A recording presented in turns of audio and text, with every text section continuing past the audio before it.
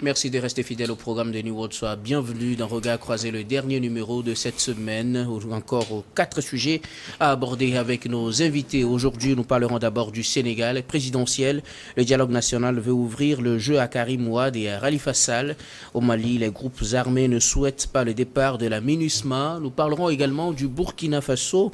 8 milliards de francs CFA engrangés après le contrôle des rémunérations des fonctionnaires. Puis nous terminerons par le Togo, semaine nationale du cinéma togolais. Et pour en parler ce soir, 3 invités sur ce plateau. Avec moi, Germain Pouli, vous êtes journaliste et directeur de publication de Togo Réveil. Bonsoir et bienvenue. Bonsoir, docteur Guillaume, et merci pour l'invitation. Bonsoir à tous les téléspectateurs. À côté de vous, Eric Johnson, également journaliste et directeur de publication du journal L'Union. Bonsoir Eric et bienvenue. Bonsoir Guillaume, bonsoir Sylvestre, bonsoir Germain, bonsoir chers amis, téléspectatrices et téléspectateurs de New World TV. C'est avec le même plaisir qu'on est là, comme je disais. C'est désormais tous les vendredis. Ah ouais. Merci pour l'invitation, docteur. Merci d'y avoir répondu. Notre troisième invité, Sylvestre Béni également, journaliste et directeur de publication du journal La Manchette. Bonsoir Sylvestre et bienvenue. Oui, bonsoir docteur Guillaume et bonsoir à tous les confrères et aînés, comme je les appelle affectueusement. T'as intérêt. Voilà, véritablement. Et donc, dans cette ambiance, nous entamons le premier sujet, direction le Sénégal présidentiel. Le dialogue national veut ouvrir le jeu à Karim Wade et à Khalifa Sall. Au Sénégal, la fumée blanche est sortie du dialogue national initié par le président Macky Sall. Les participants se sont accordés sur le fait que Karim Wade et Khalifa Sall puissent se présenter à la présidentielle de février 2024. Pas de consensus pour le moment sur une éventuelle candidature de Macky Sall. Karim Wade et Khalifa Sall, quant à eux, avaient été respectivement condamnés en 2015 pour enrichissement illicite et en 2018 pour escroquerie sur les deniers publics. Alors, certains avaient déjà prévu une telle situation. Macky Sall redistribue les cartes aux dépens d'Ousmane Sonko. Je commence par vous, doyen Eric Johnson. Oui, quand Macky Sall a initié ce dialogue, on n'y croyait pas trop. On se disait, qu'est-ce qu'il a en tête, qu'est-ce qu'il veut dire concrètement au peuple sénégalais et à l'opinion internationale. Aujourd'hui, nous voyons clairement là où Macky Sall veut conduire le peuple sénégalais pour les prochaines élections présidentielles de 2024. Je crois que les candidats potentiels que sont Karim Wade et Khalifa Sall tapaient aussi à toutes les portes pour pouvoir être représentés. Parce que, vous savez, c'est des têtes de pont de la politique sénégalaise.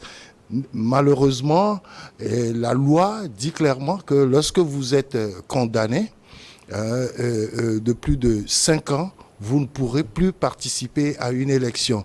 Il y a un autre pan qui dit, même si vous êtes gracié et que votre peine n'est pas terminée, vous n'avez pas droit à participer à une élection présidentielle. Donc je crois que, comme tu l'as dit, Macky Sall est en train de redistribuer les cartes. Et est-ce que l'idée, c'est d'éviter que Sonko puisse aller à ces élections? Malheureusement, je ne sais pas si on doit créer une nouvelle jurisprudence avec la loi électorale en permettant à Sonko de participer à ces élections parce qu'il vient d'être condamné fraîchement pour 2 ans. Et donc, si c'est des... Il a également 6 mois quelque part. Et donc, si c'est des 6 mois, c'est avec sursis. Avec sursis. Mais les 2 ans, c'est ferme. Et donc, les élections, c'est pour l'année prochaine. L'année prochaine, il ne va pas finir ses peines. Et donc, quelle formulation les politiques sénégalais vont-ils trouver pour permettre à Sonko de pouvoir aller à ces élections? C'est vrai que Sonko, il a interjeté appel. Il veut forcément qu'il soit blanchi dans cette affaire de viol et C'est Adissar qui a interjecté appel oui. parce qu'elle n'était pas satisfaite par le verdict. Justement, s'il l'avait pas fait, la défense de Sanko allait le faire. Tout simplement.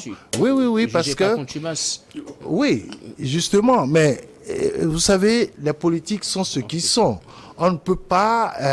Ils sont en train de suivre ce que l'autre camp fait. Et donc, si l'autre camp n'interjetait pas appel, automatiquement, il devait le faire.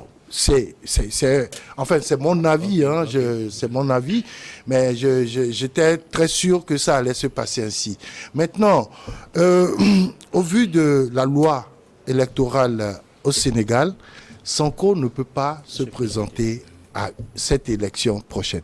Je ne sais pas, on pourra aller dans les détails après, mais ce que je veux dire là, actuellement, par rapport à la question qui m'a été posée, c'est que Macky Sall est en train de redistribuer véritablement les cartes. Au dépend de Sonko. Peut-être votre analyse, tout est fait pour écarter Sonko, on redistribue les cartes, on fait revenir les anciens poids lourds. Finalement, Sonko, sous le coup d'une condamnation, qui ne participe pas au dialogue national, peut-être n'aura pas de chance de participer à cette élection, Germain Poulou. Bon, est-ce que tout est fait pour écarter Sonko? Non, je ne pense pas. Ce qui est fait et qu'on constate, c'est qu'on tend vers la réhabilitation de ces deux poids lourds de la politique sénégalaise qui, pour diverses raisons, vous l'avez dit tantôt, ont été condamnés, étaient donc automatiquement exclus du jeu électoral, ne pourront pas s'inscrire sur la liste électorale, ne pourront pas être candidats. Et aujourd'hui, au moment où une bonne partie de l'opinion conteste la possibilité pour Macky Sall donc d'être candidat pour la troisième fois, donc à la présidentielle, il a initié ce dialogue-là. Il l'a initié parce que le pays allait mal, parce qu'il y avait assez de violence, parce qu'il y avait assez de braises qu'il fallait éteindre. C'était donc son rôle et il a initié ce dialogue. Et je pense que Sonko a vu les choses venir dès le départ. Quand il estimait que ce dialogue-là était mis en place pour le sacrifier, et puis pour pouvoir réhabiliter ces candidats-là. En même temps, on ne peut pas dire que cette réhabilitation aussi arrange Sonko, parce que dans son schéma au départ, il se disait, bon, il est arrivé troisième à la dernière élection, il se disait aujourd'hui en l'absence de ces deux poids lourds qui pourraient être candidats, et avec la contestation qui est en cours, il pourrait valablement remporter cette élection. Maintenant, Macky Sall redistribue les cartes. Je pense qu'à ce niveau, on peut dire oui, parce que on n'attendait pas trop qu'il offre cette possibilité-là à ces deux personnalités, Khalifa Sall et Karim Wade, de pouvoir être éventuellement candidats.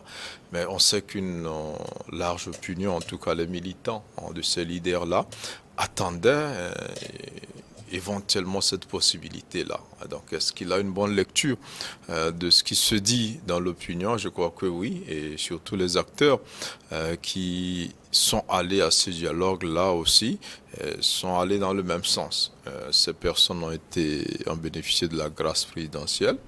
Ils n'ont pas purgé totalement leur peine, mais ils ont perdu leurs droits politiques, et donc ce dialogue-là aujourd'hui vient leur offrir cette possibilité-là.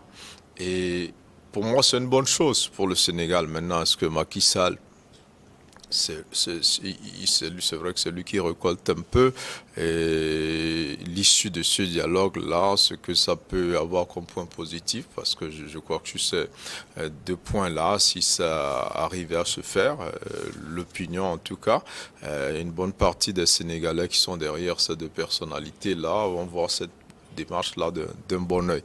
Maintenant, est-ce qu'il l'a fait pour qu'on oublie sa candidature?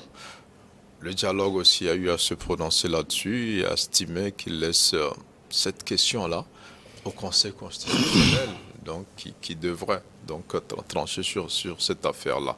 Et pour moi, ce dialogue a été ouvert à un bon moment où le pays était surchauffé.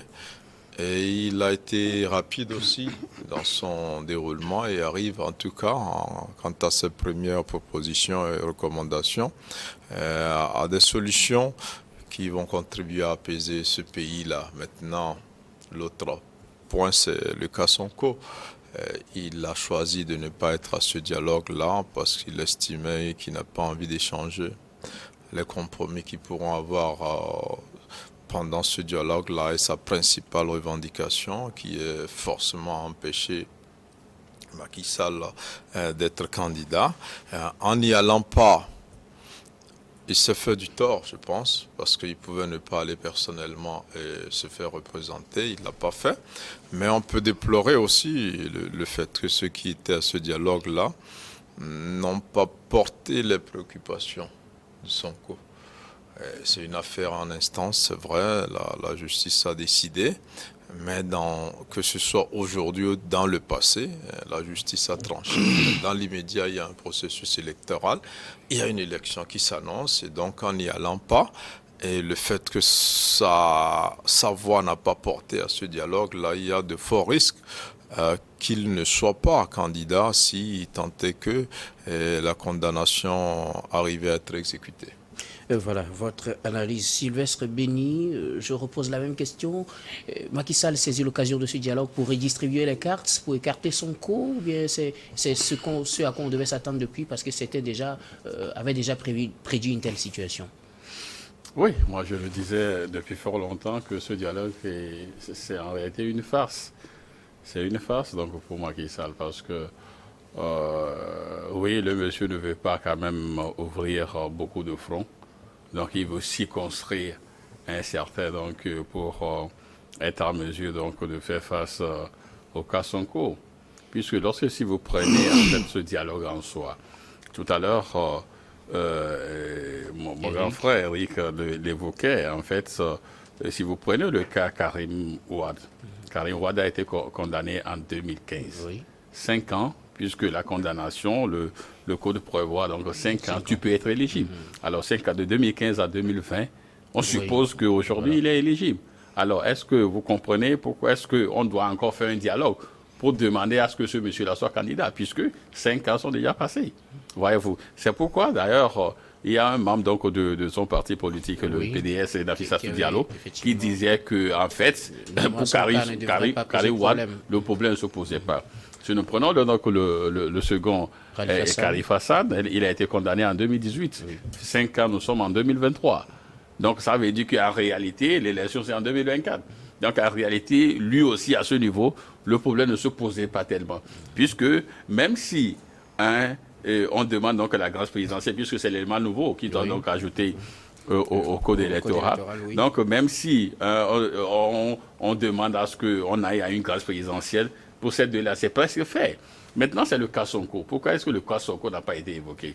Même si la personne a décidé de ne pas être présent au dialogue parce qu'il a des appréhensions, c'est aujourd'hui, je crois que par ce dialogue-là, c'est le moment donc de le dire ouvertement, en posant le cas Sonko, pour dire ouvertement qu'en fait, c'est un dialogue national et qui est quand même à mesure de régler tous les différends. Tous les différents donc, politiques qui aujourd'hui endeuillent le pays. Alors, si ce dialogue portait la voix peut-être de Sonko, qui devrait porter cette voix à ce dialogue? Même si Sonko n'est pas là, si on veut véritablement, par ce canal-là, ou du moins, si vous voulez, par ce dialogue-là, circonscrit tous les mots qui endeuillent aujourd'hui le pays, mais que Sonko soit là ou pas, on devait au moins poser le problème, puisque pour qu'on soit, donc, on règle le problème de manière générale. Qu'on ne le fasse pas au cas par cas. Voyez-vous, donc il y a le cas Sonko qui est là, personne ne l'a évoqué, même la question donc du troisième mandat donc de Macky Sall n'est pas évoquée, puisque si vous écoutez donc les participants, ils se remettent donc au Conseil constitutionnel pour décider. Mais déjà, vous savez, moi je le dis, dans nos États, on sait comment aussi la Cour constitutionnelle, le Conseil constitutionnel fonctionne. Déjà, le président à Paris donne déjà des prémices en disant « Nous allons travailler pour que 2024 soit une victoire. Oui. » Même si on me dit aujourd'hui que non, le monsieur n'a pas dit qu'il y aura un troisième mandat, mais c'est clair entre les mots. Vous savez, il y a le test, et les contests. Donc le monsieur en disant, nous allons nous battre pour que la victoire soit la nôtre en 2024, mais souffrez quand même qu'il a annoncé sa candidature. Et puis il dit, nous nous maintiendrons, nous allons nous maintenir au pouvoir. Alors, nous là, c'est pour qui? Voyez-vous, donc il y a tellement d'éléments aujourd'hui qui, ma foi, nous donnent quand même des éléments pour dire que Macky Sall veut faire un 3e mandat. Maintenant, le Conseil constitutionnel, mais le Conseil constitutionnel, comme il est à la pause, ça va passer. Et on l'a vu donc en Guinée. En Guinée-Conakry, le Conseil constitutionnel a validé. Et après, c'est avec des armes et des chars qu'on est allé les chercher plus tard. Voyez-vous, c'est cela, en fait, l'Afrique. Mais c'est triste que le président Ouattara se représente. Et là, c'est le recul de la démocratie. Macky Sall. Alors, je voudrais donner une précision. Ouais. À l'heure actuelle, le code électoral en vigueur au Sénégal ne permet pas à quiconque qui est condamné d'être, même s'il purge sa peine, de pouvoir se présenter à une élection présidentielle. C'est pour ça les cas Karim Wade et Khalifa Sall ont été discutés. Et donc, toutefois, on a la grâce présidentielle comme condition pour le permettre. Toutefois, le cas Sonko a été discuté, mais ils n'ont pas pu trouver de consensus. Il faut le relever. Ils en ont discuté parce que c'est un cas général parmi tant d'autres. Il ne faudrait pas écarter les cas Sonko. Mais justement, je parlais de quelle jurisprudence on va employer pour permettre à Sonko de se représenter aujourd'hui. Est-ce qu'il faut lui permettre de se présenter, selon vous? Est-ce qu'il faut lui permettre de se présenter dans cette situation? Je crois que le plus souvent, les dialogues politiques, les décisions de ces dialogues priment déjà sur les lois de la République. Parce que c'est un consensus politique. Il faut le reconnaître. Et donc, si les politiques sénégalais décident aujourd'hui que Sonko soit candidat, il le sera. Donc, mais il faut trouver les moyens de pouvoir l'amener à être candidat. C'est de ça il s'agit. Quel serait ce moyen? Mais quel serait ce moyen? Même qu'il soit là ou pas, normalement, il devait décider. Tu sais, il ne faut pas créer des antécédents. C'est-à-dire qu'aujourd'hui, si le dialogue national décide que Sonko soit candidat sans justification, je pense que c'est un véritable... Non, ils peuvent trouver du... qu'on est en train de créer. Si on a trouvé justification pour les deux autres, on peut en trouver pour lui. D'ailleurs, demain, je crois que Macky Sall, il va prononcer un discours demain. Il doit s'adresser à la nation demain. On verra ce qu'il va dire, mais sauf que je crois que si on veut véritablement pacifier le pays, on en est déjà à une trentaine de morts avant ce procès-là et après. Une trentaine de morts. Je crois que même un seul mort, c'est déjà suffisant pour qu'on trouve déjà des éléments pour pacifier le pays. Donc, la solution, c'est que Sonko se présente, qu'on lui permette de se présenter. Non, écoutez, moi je crois que ce serait la meilleure formule. Donner quand même libre cours à tout le monde de se présenter. Que ce soit Karim Wade, que ce soit Khalifa Sall, de se présenter. Tout à l'heure, tu disais que Sonko était 3e. Lors des présidentielles. Non, c'est toi qui le disais plutôt. Non, je te rappelle que c'est toi qui le disais en fait. Et donc, non, mais il y a toujours Idrissa Seck qui a été 2e. Et il est encore candidat, faut pas l'oublier. Mais écoutez, en politique, ça va vite. Oui. En politique, ça va vite. Oui, ce n'est pas évident pour Sonko de se dire j'ai été 3e, donc aujourd'hui, je peux facilement gagner. Rien n'est automatique. On attendra de voir la suite, toujours. Surtout. Moi, ce qui m'intéresse véritablement, c'est le discours de Macky Sall demain. Parce qu'il doit faire un résumé de ce dialogue-là, parce qu'il aura les conclusions dès aujourd'hui pour plancher là-dessus, sur les questions qui ont été évoquées et les décisions qui seront prises. Donc, on attend vivement Macky Sall avec son discours demain. Ok, nous allons marquer la première pause, puis on vous retrouve pour la suite de Regards croisés de ce jour.